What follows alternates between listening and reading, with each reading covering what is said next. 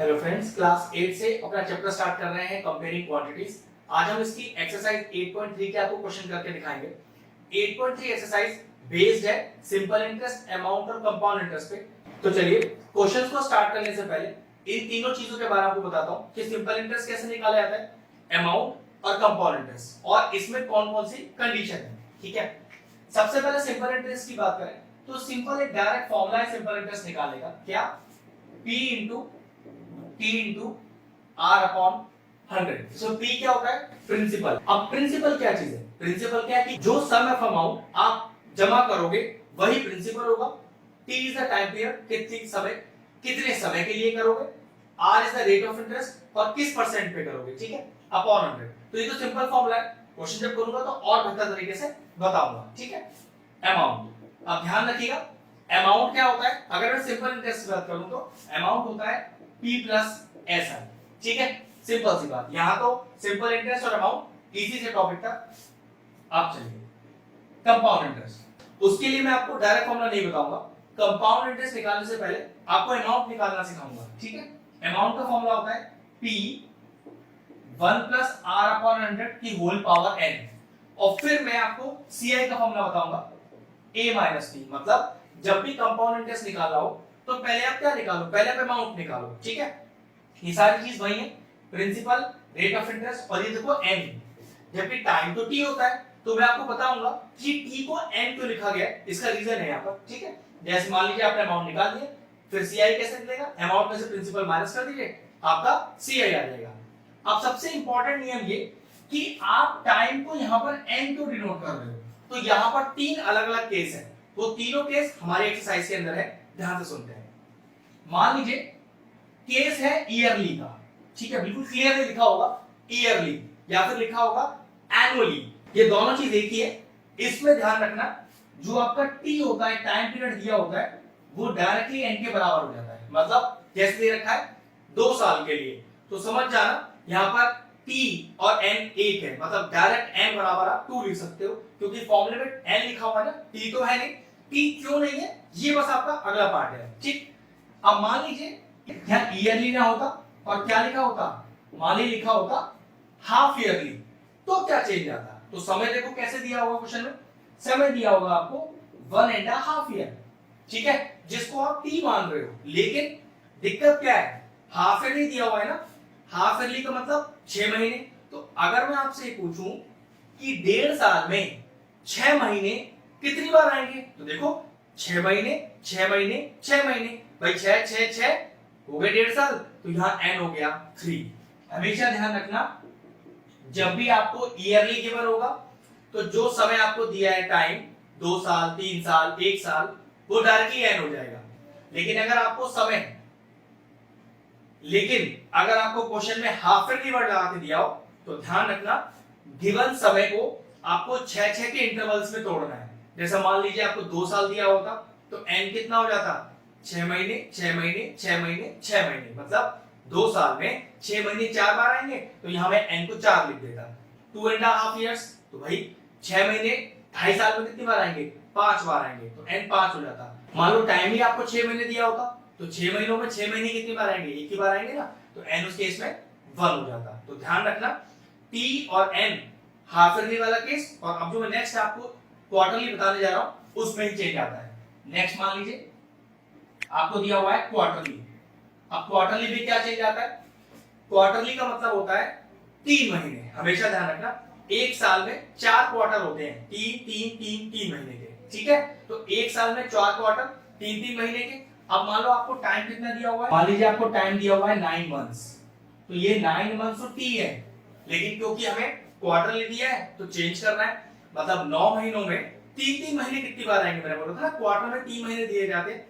जैसे half yearly में 6 महीने का स्लॉट होता है, ऐसी क्वार्टरली में 3 महीने का स्लॉट होता है। तो 9 महीनों में 3 महीने कितनी बार आएंगे, तो आपको 3 और 3 बार आएंगे। तो यहाँ डायरेक्टली n का वैल्यू क्या हो जाएगा, 3 हो जाएगा। मतलब टाइम तो आप 9 महीने लिखोगे, जो फॉर्मूले में n है वहां आप n को लिखोगे 3। और बताता हूं, मान लीजिए आपको 1 साल दिया हुआ है, टाइम दिया हुआ है 1 ईयर, ठीक है, लेकिन दिया क्वार्टरली है, तो चेक करो कि 3 महीने एक साल में कितनी बार आएंगे? तो पक्की बात 4 बार आएंगे ना, 3 महीने 3 महीने 3 महीने 3 महीने, हो गया पूरे एक साल। लेकिन 4 बार आए तो यहाँ पर डायरेक्टली n का वैल्यू क्या हो जाएगा? 4 हो जाएगा। तो यहाँ पर इस तरह से t और n का रिलेशन है जो यूज करने के लिए सिर्फ होगा हाफ ईयरली और क्वार्टरली में। ईयरली में तो t और n बराबर होता है। अब ये पूरा कंसेप्ट हुआ SI, अमाउंट और CI का। अब चलिए इसकी मैं क्वेश्चन स्टार्ट करता हूं। चलिए एक्सरसाइज 8.3 के क्वेश्चन नंबर 7 करते हैं। आप अपनी बुक से पढ़ें, मैं अपनी बुक से पढ़ता हूं। क्वेश्चन कह रहा है कि Maria invested ₹8,000 in a business. ठीक है, तो इन्वेस्टमेंट दिया है जो कि हमारे लिए क्या होता है? इन्वेस्टमेंट हमारे लिए कहलाता है प्रिंसिपल। ये प्रिंसिपल हो गया हमारे पास 8,000 रुपए। और देखिए आगे क्वेश्चन में क्या दिया हुआ है। क्वेश्चन में कह रहा है कि she would have to pay, she would be paid interest 5% per annum compounded annually. Okay, तो रेट ऑफ इंटरेस्ट आपको है 5% का। ठीक है, 5% का रेट ऑफ इंटरेस्ट दिया हुआ है। Find the amount credited against her name at the end of second year.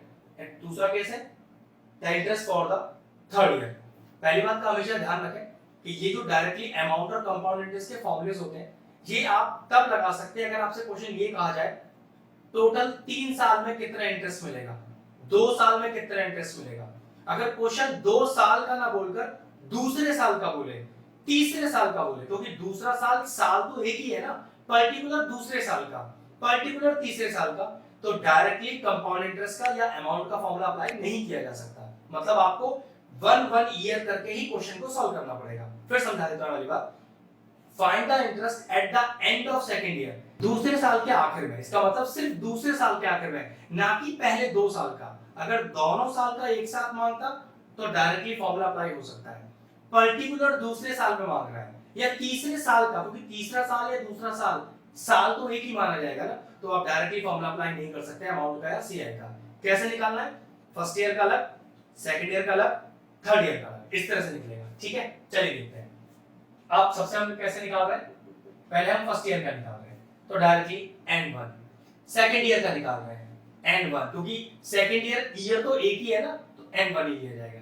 फिर मैं थर्ड ईयर का निकालूंगा तो फिर N1 लिया जाएगा। क्यों? तीसरा साल तो एक ही है ना, तो एक साल में N हमेशा 1 कहलाएगा। तो चलिए, और जब हम ईयरली वाइज सॉल्व करते हैं, ध्यान रखिएगा, जब हम एक एक ईयर करके सॉल्व करते हैं तो हम फॉर्मूला अप्लाई करते हैं सिंपल इंटरेस्ट का। और वो कैसे बनता है कंपाउंड इंटरेस्ट, वो बताता हूं। ठीक है, सबसे पहले फर्स्ट ईयर का ध्यान रखिए। जब भी आप साल भर का निकालते हो तो जो पहला साल होता है वो सिंपल इंटरेस्ट का केस हो या कंपाउंड इंटरेस्ट का केस हो, पहला साल सिंपल इंटरेस्ट ही होता है दोनों ही केस में। ठीक है, तो चलिए पहले साल का सिंपल इंटरेस्ट। ठीक है, कंपाउंड इंटरेस्ट भी सिंपल इंटरेस्ट ही होगा फर्स्ट ईयर के लिए, ध्यान रखना, क्योंकि जो कंपाउंड इंटरेस्ट होता है वो हमेशा सेकंड ईयर से स्टार्ट होता है। पहले साल में हमेशा सिंपल इंटरेस्ट ही बोला जाता है। ठीक है, तो P into T into R upon 100। तो चलिए कितना आ गया? P आपका 8,000 है, T मैंने बोला था टाइम तो एक ही साल लेना है आपको, into R और अपॉन 100। ये 2 0 से 2 0 चला गया, तो सिंपल इंटरेस्ट कितना आया पहले साल का? 80 into 5 कर लिया, तो ये आ गया आपके पास 450 रुपीस। अब मैं निकालता हूं अमाउंट। अमाउंट क्या होता है SI वाले केस में? P plus SI, principal plus simple interest करते हैं, तो पहली ईयर का अमाउंट आ जाएगा। तो देखिए जरा, प्रिंसिपल है 8,000 और सिंपल इंटरेस्ट आया है 450, तो अमाउंट आ गया 8,450 रुपीस। जब आप ईयरली की तरह सॉल्व करते हो तो जो पहले साल का अमाउंट होता है वो सेकेंड ईयर का प्रिंसिपल बन जाता है। अब मैं अगर सेकेंड ईयर लिख रहा हूं तो प्रिंसिपल हमारा पहले साल का अमाउंट बन जाएगा, जो कि हो गया 8450। ठीक है, टाइम एक साल, फिर सेकेंड ईयर का निकाल रहे हैं, सेकेंड ईयर तो एक ही है। ठीक है, रेट सेम रहेगा, कोई चेंजेस नहीं, और फॉर्मूला SI का ही लगेगा। तो P into T into R और अपॉन 100, 0 से 0 चला गया, 5 to 10, ये हो गया 845 अपॉन 2, और सॉल्व करके आ रहा है 422 और 50 पैसा। तो ऐसा ही आ गया। अब मुझे सेकंड ईयर का अमाउंट निकालना है। फॉर्मूला क्या बताया था? P plus SI। तो सेकंड ईयर में P कितना है? 8450 और SI कितना निकाला? 422.50 पैसा।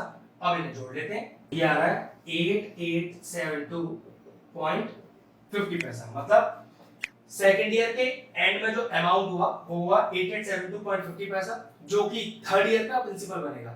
लेकिन जरा चेक करना, हमें क्वेश्चन का जो फर्स्ट पार्ट क्या कह रहा है, the amount credited against her name at the end of second year.